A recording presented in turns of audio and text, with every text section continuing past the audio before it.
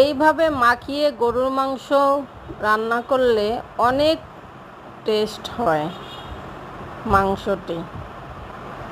প্রথমে আমি গরুর মাংসগুলো দিয়ে তাতে দিয়ে দিলাম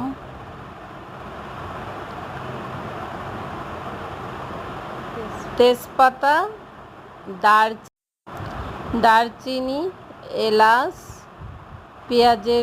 পেঁয়াজ, রসুন, পেঁয়াজ কুচি, রসুন,